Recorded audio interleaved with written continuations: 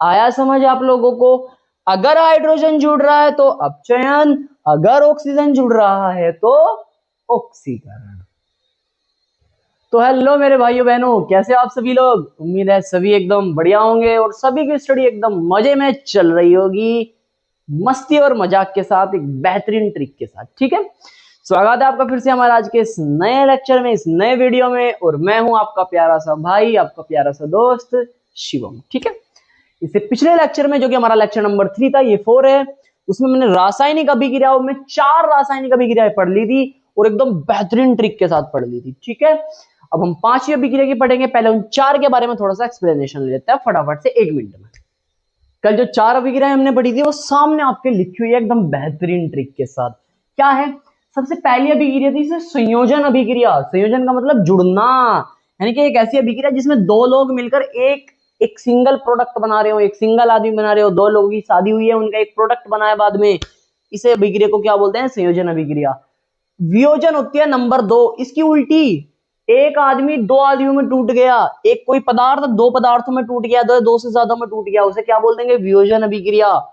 तीसरी बड़ी मस्त थी कि दो लोगों का पेयर है, ये दो पेयर में है लोग, एक कोई तीसरा बंदा आया, पैसे वाला, बढ़िया नॉलेज वाला, इसने क्या किया? इधर अटैक किया इनके बॉन्ड पर और इनका बॉन्ड तोड़ दिया और खुद बी के साथ जुड़ गया और ए को निकाल के फेंक दिया बाहर कि जाओ भाई साहब, आप तो गरीब हो, निकलो, आपकी कोई इज्जत नहीं है। ठीक है, हालांकि मैं सब मजाक में बोल रहा हूँ, सीरियस नहीं लेना है, इनका वास्तविकता से कोई मतलब नहीं है, सिर्फ आपको समझाने के लिए है।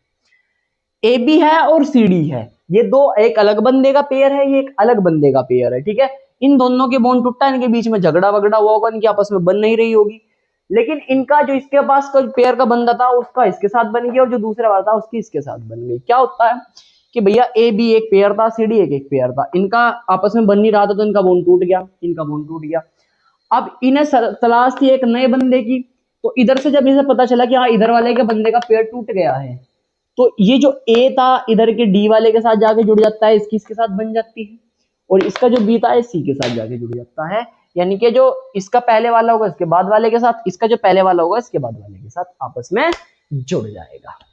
ठीक है, तो ये हमारी 4 अभिक्रियाएं थी जो कल हमने पढ़ी थी। अब हम अगले 4 अभिक्रियाएं जो जितनी भी होगी बचेगी वो हम सब फिनिश करने वाले हैं। ठीक है, फटाफट से अब मैं सिर्फ कर रहा हूं, जिसे लिखना है लिख सकता है। सो देखिए, 2 अभिक्रियाएं हैं, दोनों लगभग एक दूसरे की उल्टी हैं। एक है ऑक्सीकरण, एक है अपचयन, दोनों एक साथ बड़ी आसानी से समझ आ जाएगी आपको। ठीक है, ऑक्सीकरण का मतलब है, ऑक्सीकरण का मतलब जुड़ना, ऑक्सीजन का जुड़ना, यानी कि एक ऐसी अभिक्रिया जिसमें ऑक्सीजन का योग या थोड़ा सा और बढ़ा दे से या हाइड्रोजन का ह्रास होता है, हाइड्रोजन खत्म हो जाता है। एक ऐसी अभिक्रिया जिसमें ऑक्सीजन का योग या हाइड्रोजन का ह्रास होता है, उसे ऑक्सीकरण कहते हैं। सिंपल क्या है सर? सिंपल बात बताओ। सिंपल बात है भाई, प्लस ऑक्सीजन हो या माइनस हाइड्रोजन हो, या तो ऑक्सीजन जुड़े या हाइड्रोजन हटे, जिस भी अभिक्रिया में ये हो रहा होगा, ऑक्सीजन जुड़ रहा होगा या हाइड्रोजन हट रहा होगा, वो क्या होगी? ऑक्सीकरण होगी। जैसे सर हमें एग्जांपल बताओ। जैसे सर बहुत सारे एग्जांपल, जैसे कार्बन ने ऑक्सीजन गैस के साथ रिएक्शन करी, कार्बन डाइऑक्साइड गैस बना दी, ऑक्सीजन जुड़ रहा है मतलब ऑक्सीकरण हो रहा है। दूसरी भी बता दो सर हमें। जैसे मान लीजिए आपके पास Mg है, मैग्नीशियम है, इसने ऑक्सीजन गैस के साथ रिएक्शन करी और MgO बना दिया, 2 MgO बना दिया, तो ये भी क्या है? एक ऑक्सीकरण अभिक्रिया। क्यों? क्योंकि इसमें भी ऑक्सीजन आके जुड़ रहा है। अच्छा सर, यानी कि वह अभिक्रिया जिसमें ऑक्सीजन जुड़ता है, उन अभिक्रियाओं को हम क्या बोलते हैं? ऑक्सीकरण अभिक्रिया। आगे बात समझ में? बहुत बढ़िया। अब अपचयन क्या है सर? अपचयन वह अभिक्रिया है जिसमें हाइड्रोजन जुड़ेगा या ऑक्सीजन हटेगा, या ऑक्सीजन हटेगा, उल्टा एकदम, यानी कि वे रासायनिक अभिक्रियाएं जिनमें हाइड्रोजन का योग या ऑक्सीजन का ह्रास होता है, अपचयन अभिक्रिया कहलाती है। सर इसका एग्जांपल बताइए। तो एकदम सिंपल सी बात है भाई, है ना, याद रख सकते हो आप सब, एकदम सिंपल। सर एग्जांपल क्या है इसका बेहतरीन सा? तो इसका एग्जांपल है हाइड्रोजनीकरण अभिक्रिया, जो आप चैप्टर नंबर 4 में पढ़ोगे, है ना, जो आपका चौथा अध्याय है उसमें पढ़ोगे। क्या कि अगर आपके पास कोई डबल बॉन्ड वाला यौगिक है और इसकी अभिक्रिया आप हाइड्रोजन गैस से करा रहे हो, किसी उत्प्रेरक की उपस्थिति में, तो ये जो हाइड्रोजन गैस है इस बॉन्ड को तोड़ देगा और एक एक हाइड्रोजन यहाँ पे आके जुड़ जाएगा। तो ये वाले जो दो हाइड्रोजन है इसमें से दोनों हाइड्रोजन अलग होंगे, एक हाइड्रोजन इधर एक हाइड्रोजन इधर, तो ये CH3 हो जाएगा, ये भी CH3 हो जाएगा, यानी कि CH3 सिंगल बॉन्ड CH3।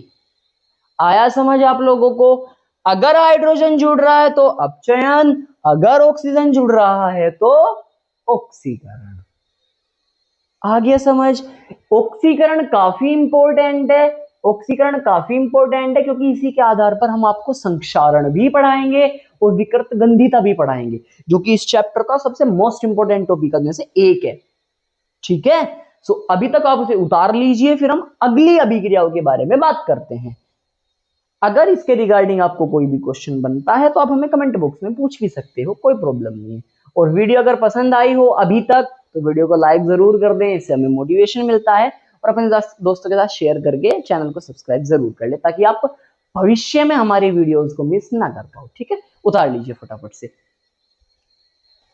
हाँ जी, हो गई 6 अभिक्रियाएं याद। अब बात करते हैं 7वीं की। ठीक है, ये भी काफी इंपॉर्टेंट रिएक्शन है। क्या नाम है? रेडॉक्स अभिक्रिया या उपचयन अपचयन अभिक्रिया। उपचयन अपचयन अभिक्रिया। अपचयन तो आपको मैंने जस्ट अभी बताया क्या होता है, हाइड्रोजन का योग या ऑक्सीजन का ह्रास। उपचयन क्या है सर? उपचयन ऑक्सीकरण है, ऑक्सीकरण का दूसरा नाम है उपचयन। ठीक है, तो ये ऑक्सीकरण है, कोई प्रॉब्लम नहीं है। रेडॉक्स या उपचयन अपचयन अभिक्रिया दोनों नाम आए हुए हैं, तो ये एक ऐसी अभिक्रिया है जिसमें ऑक्सीकरण भी होता है और अपचयन भी होता है। यानी कि क्या बोल सकते हैं हम इसमें, वह रासायनिक अभिक्रिया जिसमें एक अणु का ऑक्सीकरण तथा दूसरे का अपचयन होता है। क्या अभिक्रिया कहलाती है? रेडॉक्स अभिक्रिया कहलाती है। सर इसका एग्जाम्पल क्या होगा, आपको कुछ पता है? बिल्कुल पता है मुझे इसका एग्जाम्पल के बारे में। देखो ये कॉपर ऑक्साइड है, और कॉपर ऑक्साइड की अगर आप हाइड्रोजन गैस के साथ अभिक्रिया कराते हो तो क्या होता है, जो ऑक्सीजन है ये निकल के इसके पास आकर जुड़ जाता है और जुड़कर बना देता है पानी, यानी कि H2। ठीक है, और उसके बाद क्या होता है, जो ये कॉपर भैया अलग से बच गए हैं जो के त्यों रह जाते हैं। अब इस अभिक्रिया में ध्यान से देखो क्या हुआ है, इस कॉपर ऑक्साइड में से ऑक्सीजन निकला है, ऑक्सीजन की कमी हुई है, तो मतलब इसका क्या हुआ, अपचयन। इसका क्या हुआ, अपचयन। क्योंकि मैंने आपको शुरू में क्या बताया था कि अगर ऑक्सीजन घट रहा है तो अपचयन हो रहा है, और ये ऑक्सीजन आकर इस हाइड्रोजन पर जुड़ा है, इस हाइड्रोजन पर जुड़ा है, तो इस हाइड्रोजन का क्या हो रहा है, उपचयन। उपचयन बोल लो या ऑक्सीकरण बोल लो, एक ही बात है, ऑक्सीकरण। इसका हो रहा है ऑक्सीकरण। तो यहां से ये भी क्वेश्चन आपसे पेपर में पूछ सकता है कि इस अभिक्रिया में किसका ऑक्सीकरण हुआ है, किसका अपचयन हुआ है। तो इसमें से ऑक्सीजन हटा है तो इसका तो हो गया अपचयन, इस पर ऑक्सीजन आके जुड़ा है देखो, तभी तो स्ट्रो बना है, तो इसका क्या हो गया, ऑक्सीकरण। यानी कि जहां से ऑक्सीजन हट रहा है वहां अपचयन है, और जहां पे ऑक्सीजन जुड़ रहा है वहां ऑक्सीकरण है। सही बात है। देखिए यहाँ पे ऑक्सीजन हटा तो अपचयन, यहाँ पे आके जुड़ा देखो H2O बना है, तो क्या हो गया, ऑक्सीकरण। ठीक है, यहां से आपको पेपर के अंदर इस टॉपिक से क्वेश्चन जरूर पूछा जाएगा। ऑक्सीकारक कौन है, ऑक्सीकारक कौन है और अपचायक कौन है, ये दोनों अलग अलग वर्ड हैं। ऑक्सीकारक कौन है और अपचायक कौन है। ठीक है, देखो अब मेरी बात ध्यान से सुनो, जिसका ऑक्सीकरण होता है वो होता है अपचायक। क्या बोल रहा सर आपने, जिसका ऑक्सीकरण होता है वो होता है अपचायक। अपचायक कौन, मतलब जो दूसरे का अपचयन कर रहा हो। अपचायक कौन है, जो दूसरे का अपचयन कर रहा हो, जो दूसरे का अपचयन कर रहा हो। अगर मैं इस अभिक्रिया में देखता हूं तो अपचयन किसका हुआ, सर अपचयन CuO का हुआ, लिखा हुआ मैंने नीचे, क्योंकि इससे ऑक्सीजन हटा। करने वाला कौन है, अपचयन। सर ये ऑक्सीजन इसके पास आके जुड़ा है, तो मतलब इसने करा सर इसका अपचयन। किसने करा इसका अपचयन, सर H2 ने करा, मतलब H2 को ऑक्सीकरण हो रहा। तो यानी कि जिसका ऑक्सीकरण होता है वो होता है अपचायक, क्योंकि इसने अपचयन करा है इसका। ठीक है, तो अगर इस अभिक्रिया में मैं आपसे पूछूं कि ऑक्सीकारक कौन है, फिर ऑक्सीकारक को ऑक्सीकरण करने वाला। अब ऑक्सीकरण इसका हो रहा, किया किसने होगा, CuO ने, क्योंकि इसका अपचयन हो रहा। अब जनरली बात याद रखना, जिसका ऑक्सीकरण हो रहा है वो अपचायक है और जिसका अपचयन हो रहा है वो ऑक्सीकारक है। ऑक्सीकारक कौन है सर, इसका अपचयन हो रहा तो मतलब ये ऑक्सीकारक हो गया CuO। और सर अपचायक के बारे में लिखना, इसका ऑक्सीकरण हो रहा तो सर मतलब ये अपचायक होगा। बताइए बात समझ आई क्या? जिसका ऑक्सीकरण होगा वो अपचायक और जिसका अपचयन होगा वो ऑक्सीकारक। एक एग्जांपल आप करके देखो फटाफट से, ठीक है? ऑक्सीकारक लिख के देखना और अपचायक लिख के देखना, सही है बात? करोगे? बहुत बढ़िया। देखो CuSO4 है, इधर जिंक है, ठीक है? CuSO4 है, इधर जिंक है। या थोड़ा अच्छे से मैं लिखना चाहूं, दूसरा एग्जांपल CuO मान लो आप, ठीक है? और इधर ZnO है, Zn है। अभिक्रिया हुई तो मेरे पास ZnO बन गया और कॉपर अलग निकल गया, ठीक है? मान लीजिए एक अभिक्रिया है, CuO मेरे पास एक यौगिक है कॉपर ऑक्साइड, इसने जिंक के साथ अभिक्रिया करी और जिंक ऑक्साइड बना दिया, कॉपर अलग निकल गया, ठीक है ना? अब क्या हुआ सर, इसमें से ऑक्सीजन निकला है और इसके पास गया है, इसमें से ऑक्सीजन हटा है तो मतलब इसका क्या हो गया, अपचयन। बहुत बढ़िया, ऐसे ही पढ़ाई करती रहनी है बस, इसका हो गया अपचयन। बहुत बढ़िया, ऐसे ही अगर आप पढ़ते रहोगे तो सब चीजें क्लियर हो जाएंगी। जिंक पे आगे ऑक्सीजन जुड़ा है देखो, तो जिंक का क्या होगा सर, जिंक का ऑक्सीकरण होगा, क्योंकि इस पे ऑक्सीजन आके जुड़ा है, तो इसका हो गया ऑक्सीकरण। ठीक है बात? अब आप ये दो चीज मेरे को लिखकर कमेंट बॉक्स में बता के जाओगे कि इस अभिक्रिया में अपचायक कौन है और ऑक्सीकारक कौन है।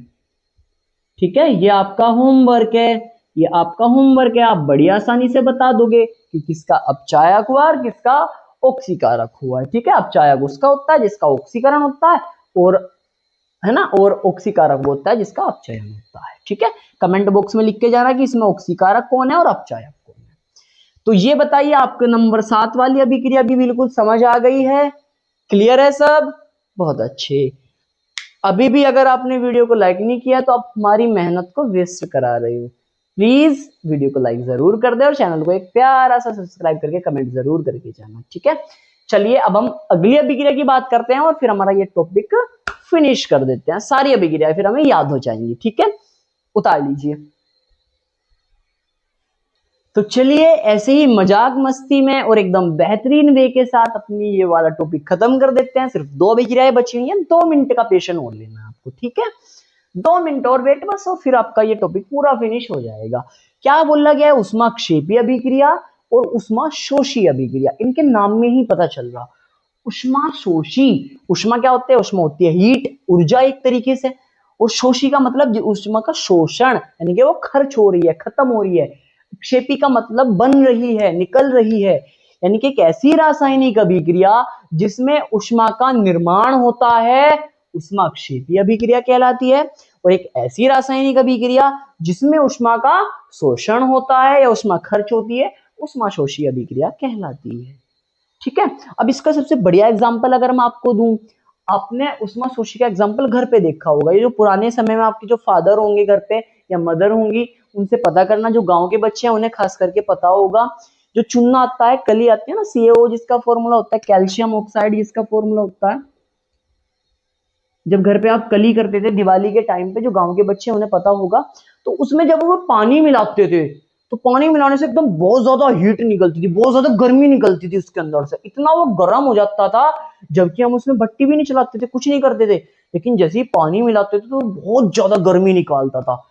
क्यों वो गर्मी निकाल रहा है? क्योंकि उसके और पानी के बीच में जो अभिक्रिया हो रही है ना, वो एक उष्माक्षेपी अभिक्रिया है। और उष्माक्षेपी अभिक्रिया में बाहर उष्मा निकलती है, खुद से बनती है, अपने आप बनती है, इसलिए वो गर्म हो जाता था बहुत ज्यादा। ठीक है, तो जब कैल्शियम ऑक्साइड में और पानी में अभिक्रिया होगी तो ये कैल्शियम हाइड्रोक्साइड बनाएगा। ठीक है, इसे हम बिना बुझा हुआ चूना बोलते हैं और इसे बुझा हुआ चूना बोलते हैं। ध्यान से सुनना, ये बिना बुझा हुआ चूना है और ये बुझा हुआ चूना है। ठीक है, जिसे चौक वोक का फॉर्मूला भी हम बोलते हैं। चौक जो होती है ना चलाने वाली, है ना बोर्ड पे, उसका फॉर्मूला भी ये है। ठीक है, ये बिना बुझा हुआ चूना और ये बुझा हुआ चूना, इसके साथ साथ इसमें उष्मा निकलती है बाहर, उष्मा भी बनती है, ये अपने आप बनेगी। ठीक है बात, बहुत बढ़िया। अब बोर्ड में बहुत ज्यादा बार एक क्वेश्चन पूछा गया है कि श्वसन एक ऊष्माक्षेपी अभिक्रिया है। क्यों? श्वसन क्या होता है? हम सांस ले रहे हैं, वही श्वसन होता है। अब उसके दौरान हमारी जो कोशिकाएं हैं, सेल हैं, हमारी बॉडी की कोशिकाएं हैं, इनमें एक अभिक्रिया होती है जिसे श्वसन अभिक्रिया बोलते हैं। अब वो अभिक्रिया एक ऊष्माक्षेपी अभिक्रिया है। क्यों है ये पूछा गया है। तो इसका आंसर में आप क्या लिखोगे कि श्वसन एक ऊष्माक्षेपी अभिक्रिया है क्योंकि श्वसन में ऊर्जा का निर्माण एटीपी के रूप में होता है। किसके फॉर्म में होता है? एटीपी के। ऊर्जा का निर्माण एटीपी के रूप में होता है। सर एटीपी क्या है? एटीपी ऊर्जा का सिक्का है। इस ऊर्जा का उपयोग आप खाने पीने में, भागने में, साइकिलिंग में, डांस करने में, इन सब चीजों में करते हो। ठीक है ना? मैं बोल रहा हूं इसकी भी ऊर्जा मेरे को किससे मिल रही है? एटीपी की फॉर्म में मिल रही है। एटीपी जो मैंने खाना खाया है ना, उससे जो ऊर्जा बनती है वही एटीपी है। ठीक है, बहुत बढ़िया। मैं उसकी भी थ्योरी यहां पे लिख देता हूं। देखिए C6H12O6 ये ग्लूकोज होता है। हम जो भी खाते हैं वो ग्लूकोज में टूट जाता है, खास करके कार्बोहाइड्रेट, और ये ऑक्सीजन के साथ मिलता है और मिलने के बाद 6 मॉलिक्यूल ऑफ कार्बन डाइऑक्साइड निकालता है, 6 मॉलिक्यूल ऑफ वाटर निकालता है और इसके साथ साथ 38 एटीपी निकालता है। यानी कि ग्लूकोज का एक मॉलिक्यूल 38 अणु बनाता है ऊर्जा के, 38 अणु ऊर्जा के, जिसका हम उपयोग करते हैं डांस करने में, पढ़ाने में, बोलने में, पढ़ने में, घूमने में, फिरने में, इन सब में। ठीक है, रिएक्शन को अगर बैलेंस करना हो तो इसके भी कितने मॉलिक्यूल लगेंगे? सॉरी, ये तो ठीक है, ऑक्सीजन के 6 मॉलिक्यूल लगेंगे। ठीक है, अब ये रिएक्शन भी बैलेंस है, आप चेक करके देख सकते हो। ठीक है, बहुत बढ़िया। ऊष्माशोषी क्या है सर? एक ऐसी अभिक्रिया जिसमें ऊष्मा का शोषण होता है, जिसमें ऊष्मा का शोषण होता है। जैसे सर, जैसे कैल्शियम कार्बोनेट है। ठीक है, अगर आपको इसे तोड़ना है तो यहाँ पे हीट देनी पड़ेगी, इसे ऊर्जा देनी पड़ेगी, ऊष्मा देनी पड़ेगी, ऊष्मा। तो इसमें हम ऊष्मा दे रहे हैं, खुद से दे रहे हैं, इसमें खर्च हो रही है, ऊष्मा खर्च हो रही है, तो ये हो गई ऊष्मा शोषी अभिक्रिया। कौन सी हो गई? ऊष्मा शोषी अभिक्रिया। ठीक है, ये कैल्शियम कार्बोनेट है और इससे बना क्या है? कैल्शियम ऑक्साइड और कार्बन डाइऑक्साइड गैस। ओके, उम्मीद है आपको लेक्चर एकदम बढ़िया आगे समझ आ गया होगा, मजे में समझ आ गया होगा। ऐसे ही हमारा पहले वाला भी लेक्चर रहा था। अगर सारी अभिक्रिया आपको ऐसी मजाक में सीखनी है, समझनी है, तो पहले वाला लेक्चर भी एक बार जरूर देख लेना। फिर आपकी सारी अभिक्रिया जो नो की नो है उंगलियों पर आ जाएंगी और पेपर के अंदर आप एक भी क्वेश्चन नहीं छोड़ोगे, इस बात की गारंटी है। और इन्हीं नो में से रिएक्शन बाहर नहीं जाएगी इस वाले चैप्टर में से, क्योंकि यही नो आपके सिलेबस के अंदर भी है। लेक्चर पसंद आया हो तो अपने दोस्तों के साथ शेयर जरूर करें। मिलते हैं नेक्स्ट लेक्चर में, तब तक के लिए ओके बाय।